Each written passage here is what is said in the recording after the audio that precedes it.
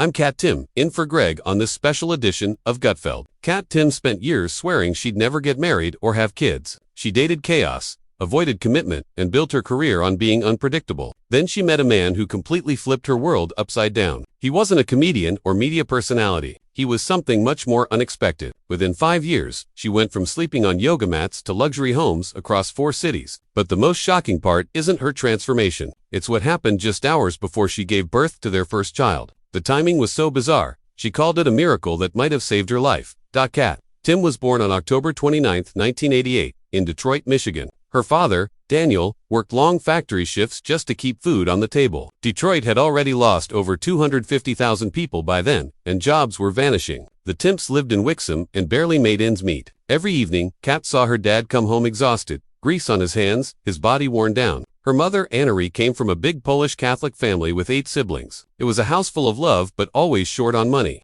Cat grew up knowing exactly what economic struggle felt like. That experience stayed with her. In school, things got worse. Cat was bullied.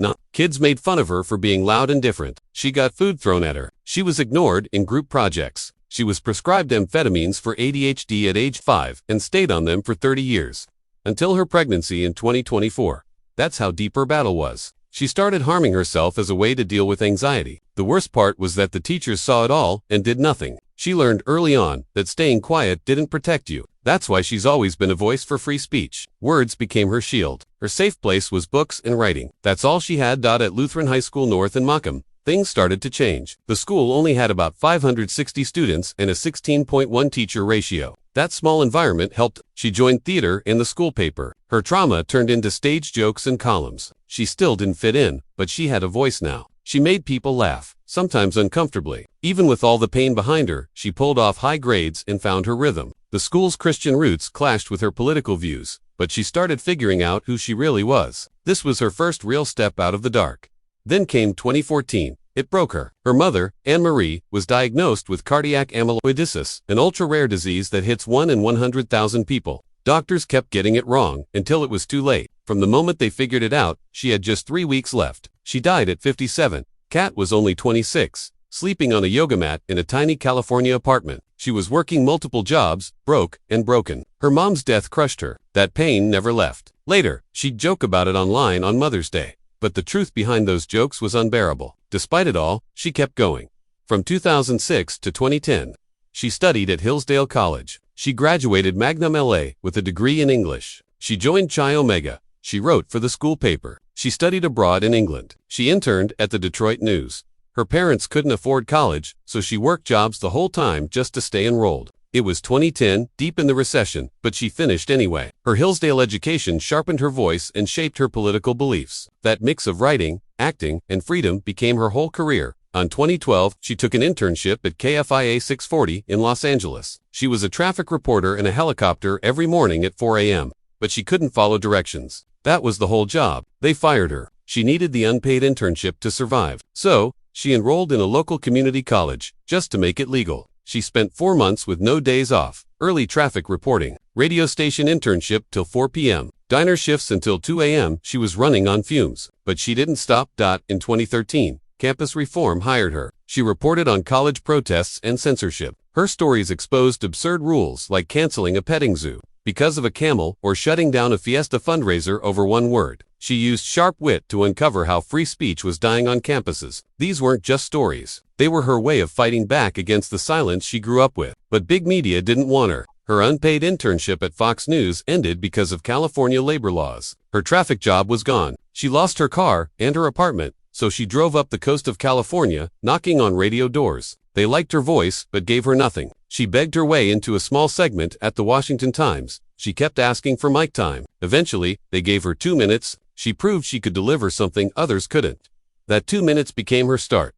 During that lonely LA phase, her boyfriend left. She had no one, so she turned to stand. Open mic nights became her therapy. She talked about breakups, about loneliness, and people laughed. Not always. Sometimes she bombed hard. Jokes about feminism didn't always land. She'd stand there 45 minutes of silence and hate. But it taught her timing. It taught her how to read a room. That failure became her training ground. By 2014, she landed at International Business Times. She wrote about how government red tape crushed small businesses. She earned a 2012 Robert Novak Journalism Fellowship. Her project focused on how California's policies could shape the whole country. That gave her credibility. She wrote for Investors Business Daily and National Review. She got on the 30 Under 30 list for conservative voices. All of that came from just not quitting. On May 31, 2015, she finally broke through. She appeared on the Greg Gutfeld Show on Fox News. Her first line went viral. She slammed celebrities for preaching climate change while flying private. She said they had more carbon footprints than brain cells. Over 50,000 shares in a day. People noticed. Ratings proved viewers tuned in just for her. Within 3 months, Fox hired her.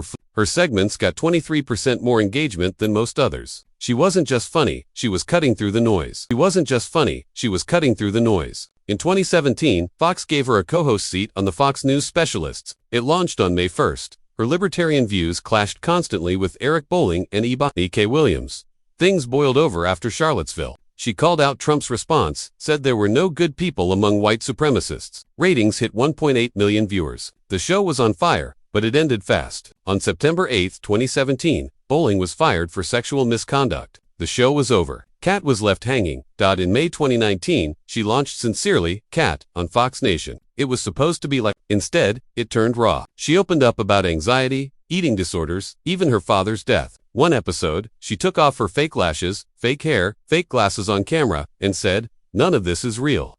That episode hit 2.3 million views. Viewers saw someone real, someone breaking down the walls. It became Fox Nation's second most watched original show. When Gut launched in April 2021, Cat was ready. The show pulled 1.69 million viewers on day one. By January 2022, it averaged 2.12 million. Her jokes about cancel culture went viral. In September 2021, she said cancel culture was the hobby of people with no actual hobbies. That one line hit 8.4 million impressions. Then came September 18, 2024. Trump came on the show. The episode pulled in 4.9 million viewers. She went toe-to-toe with him. Still playful, still sharp, she became the most watched woman in late-night TV, but her most terrifying moment came years earlier. On July 24, 2017, at Union Pool in Brooklyn, a man walked in, found her, and dumped a full bottle of water on her head. He had watched her from afar, then attacked and disappeared in under 90 seconds. She couldn't give her speech that night. It was about criminal justice reform.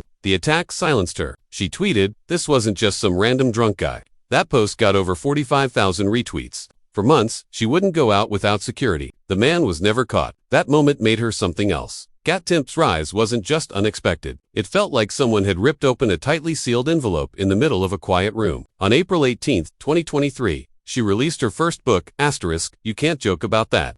And it immediately hit #1 on Amazon. Just a few weeks later, she showed up on the New York Times bestseller list and stayed there for 3 weeks. But it wasn't just the sales that stunned people. It was the content. She wasn't afraid to write about rape jokes, cancer, dead parents, or cancel culture. She pulled out stories most people buried deep inside and somehow made them funny. A 2019 study she cited said 40% of Americans were already censoring themselves out of fear. That number didn't just float around. It anchored everything. Her book showed what it meant to still speak out.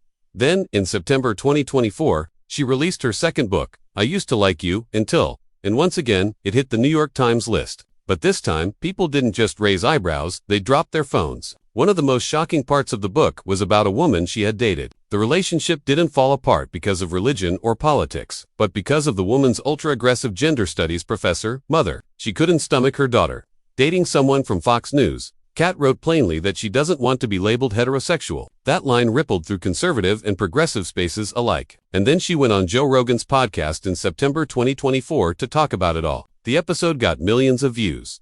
But Cat wasn't new to controversy. She'd been writing for National Review since 2014, and her early columns already had people shouting. In one, she called out universities for hosting workshops while also pushing victim narratives. In another, she said Hillary Clinton couldn't call herself a feminist while tearing down Bill's accusers. People weren't just reacting to her ideas, they were furious. But she didn't stop. In 2015, her piece Doing Feminism stirred a debate that kept spinning for weeks. She became the person people either wanted to quote or cancel. Her podcast, The Cat Timpf Show, started in November 2016, not 2020. Like some think, and it became her space to pull the curtain back. In one episode, she opened up about how Accutane ruined her mental health. She felt so low that viewers wrote in, asking if she still wanted to be on air. She said she hated herself more than her critics ever could. She talked about anxiety, ADHD, and her mom's death, using humor as her only way through. It was raw. She wasn't polished, but that's what made people stay. On July 24, 2017, things got physical. She was at Union Pool in Brooklyn, about to speak for her friend Ben Kissel's campaign, when a man walked up, tapped her, and dumped a 1.5L bottle of water on her. It wasn't random. He had come looking for her. She had to cancel her speech. She said it made her feel like she didn't even have the right to be in public. Surveillance showed he targeted her because of her job. It was a 28-year-old woman, soaked and silenced. It wasn't the first time the public came for her. Back in November 2015, she made a sarcastic joke on Red Eye, saying Star Wars fans poke each other with their little space nerd sticks. That one sentence turned into viral hate, death threats, rape threats, videos. Some fans said they wanted to slice her face and tape it to a thermal detonator. She didn't apologize. She wrote another column and said she wouldn't feed into the political correctness game. She wasn't backing down, no matter what. What people didn't know, until 2024, was how bad things were in the beginning. After graduating magna laude from Hillsdale, she interned at Fox, but had to leave because of unpaid intern laws. Then came brutal jobs to 4 a.m. traffic reports and LA radio shifts, late-night diner work. 4 months without a single day off. When she was fired from a radio gig, she drove up the coast of California doing demos. No one gave her a job. She told people she worked in porn just to avoid the arguments that came with saying she worked at Fox. Her book says that word for word. That one sentence hits hard.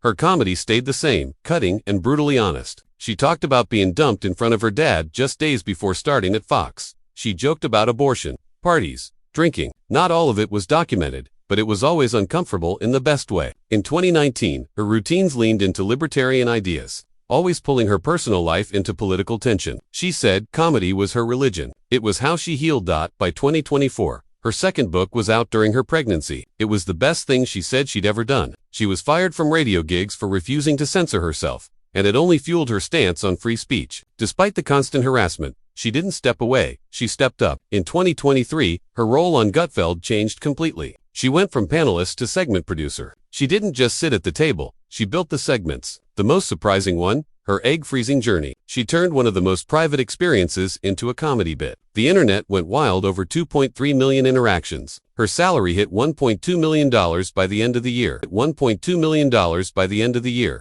Then came the Rogan interview, almost 3 hours long. September 2024, she told him MAGA fans demand complete Trump loyalty. She said she could earn $500,000 more if she just gave in. But she won't. The hate mail she gets has to be filtered by a team, duct tape, zip ties, but she keeps going. By 2025, she was on tour. The I Used to Like You tour hit 47 cities. Minneapolis sold out in 3.2 minutes. Tickets cost up to $212. She made $847,000 from that tour. At one stop, she said her mom died 6 months after her first Fox appearance. She had to report news while silently grieving. VIP packages cost $300 and gave fans 30 minutes of real time. Cat raw and emotional. But her career wasn't just on stage. It started in 2015 with her campus speech investigations at The Federalist. She wrote about a Pennsylvania university banning Christmas decorations, and that article alone hit 2.1 million shares. She documented 73 speech violations, found that 89% of them targeted conservatives,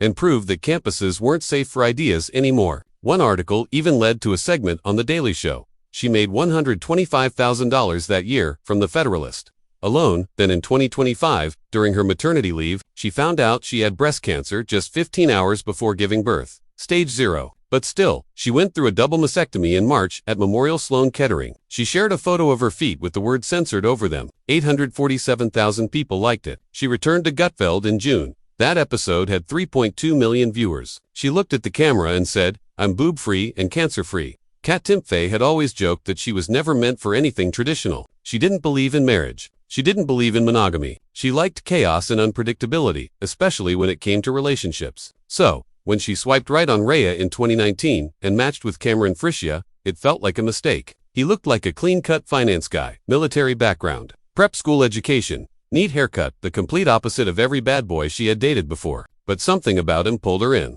She even said later, he just felt different, stable.com, like the opposite of the messes I'd been attracted to before.